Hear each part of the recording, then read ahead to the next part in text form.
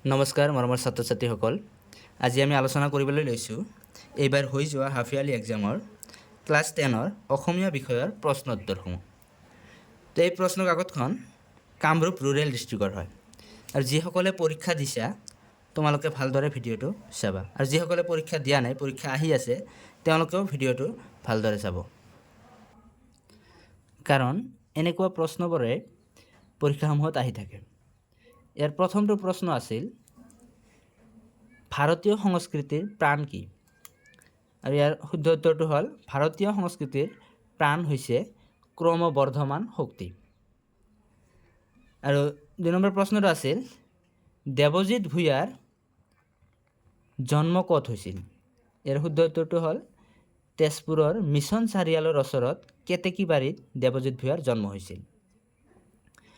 3 number প্ৰশ্নটো আছিল দশম শ্ৰেণীৰ শ্ৰেণীকোঠাত সোমোৱা শ্ৰেণী শিক্ষকগৰাকীৰ নাম কি আছিল?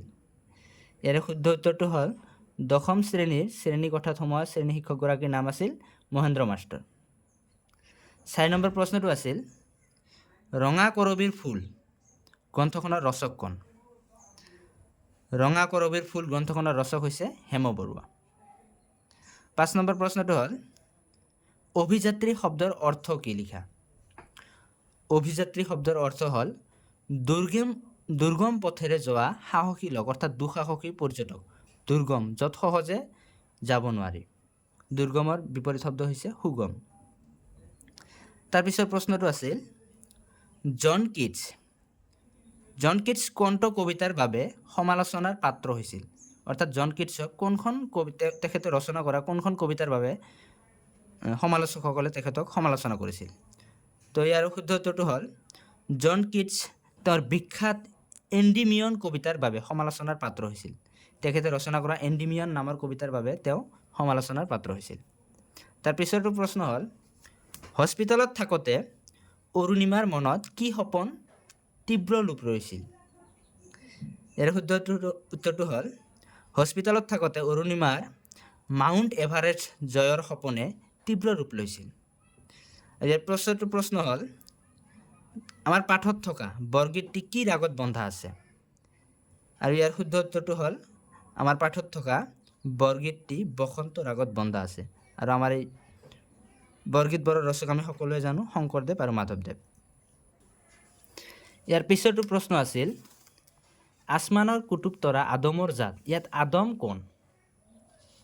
ইয়াৰ উত্তৰটো হ'ল ইয়াত আদম শব্দটোৱে আদি মানৱক বুজাইছে, অৰ্থাৎ ইছলাম ধৰ্মৰ পবিত্ৰ ধৰ্মগ্ৰন্থ কোৰাণৰ মতে আল্লাহৰ সৃষ্ট প্ৰথমজন মানৱেই হৈছে, অৰ্থাৎ প্ৰথমজন মানুহেই হৈছে আদম। ইয়াৰ পিছৰটো প্ৰশ্ন আছিল ৰঘুনাথ চৌধাৰীয়ে কোনখন কাকতৰ জৰিয়তে কবিতা লিখিবলৈ আৰম্ভ কৰে?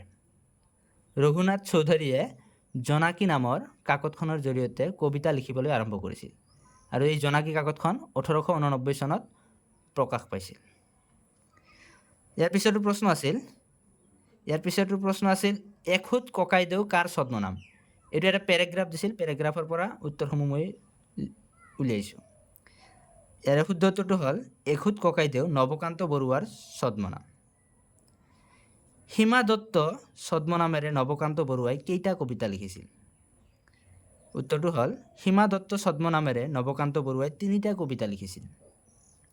ইয়াৰ পিছৰটো প্ৰশ্ন আছিল মোৰ আৰু পৃথিৱীৰ কাব্যগ্ৰন্থৰ বাবে তেওঁ কি বঁটা লাভ কৰিছিল? অৰ্থাৎ মোৰ আৰু পৃথিৱীৰ কাব্যগ্ৰন্থখনৰ বাবে নৱকান্ত বৰুৱাই কি বঁটা লাভ কৰিছিল?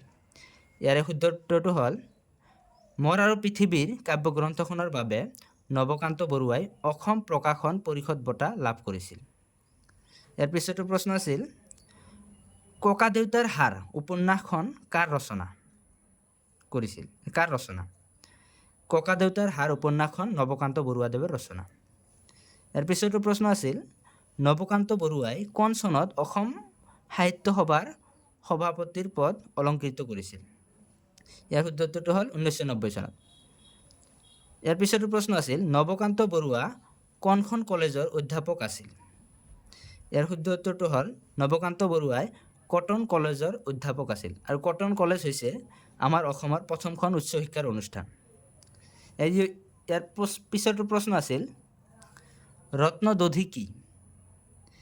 ৰত্নদধি হৈছে এখন প্ৰাচীন পুথিভঁৰাল আৰু এই পুথিভঁৰালখন আছে আমাৰ প্ৰাচীন বিশ্ববিদ্যালয়সমূহৰ ভিতৰত থকা নালন্দা বিশ্ববিদ্যালয়। এই পুথিভঁৰালখন নালন্দা বিশ্ববিদ্যালয়ত অৱস্থিত। তাৰ পিছৰটো প্ৰশ্ন আছিল নাগাৰ্জুন কোন? নাগাৰ্জুন হৈছে শ্ৰীধান্য কটক বিশ্ববিদ্যালয়ৰ প্ৰধান শিক্ষক।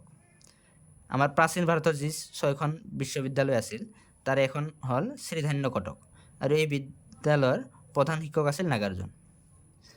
আৰু ইয়াৰ পিছৰটো প্ৰশ্ন আছিল ঐত্ৰেয় ঋষিয়ে কি শিক্ষা দিছিল? ঐত্ৰেয় ঋষিয়ে আয়ুৰ্বেদ শিক্ষা দিছিল। আৰু আজিৰ শেষৰটো প্ৰশ্ন হ'ল অম্বিকাগিৰি ৰায়চৌধুৰীৰ পিতৃৰ নাম কি আছিল? অম্বিকাগিৰি ৰায়চৌধুৰীৰ পিতৃৰ নাম আছিল কৃষ্ণৰাম ৰায়চৌধুৰী।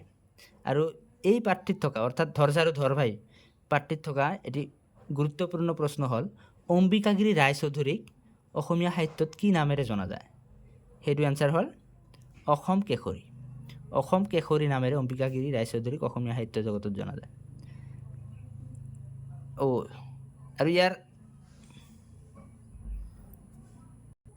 আৰু এটা প্ৰশ্ন আছিল কবিয়ে চাই থাকোঁতে মুখখন কিহেৰে ভৰি পৰিছে বুলি কৈছিল? কবিয়ে চাই থাকোঁতে মুখখন কাজল ছাইৰে অৰ্থাৎ কলংক, পৰাধীনতাৰ কলংকৰে ভৰি পৰিছিল বুলি কৈছে। তো আজিলৈ ইমানে। তো নেক্সট ভিডিঅ'ত আমি এই প্ৰশ্ন পেপাৰখনৰ ব্যাকৰণ বিষয়খিনি আৰু বাকী প্ৰশ্নখিনি আলোচনা কৰিম। তো যিসকলে ভিডিঅ'টো চাই ভাল পাইছে তো চেনেলটো ছাবস্ক্ৰাইব কৰিব আৰু আগলৈকে এনেকুৱা ভিডিঅ' পাই থাকিবলৈ বেল আইকনটো ক্লিক কৰি অল প্ৰেছ কৰি ৰাখিব। ধন্যবাদ।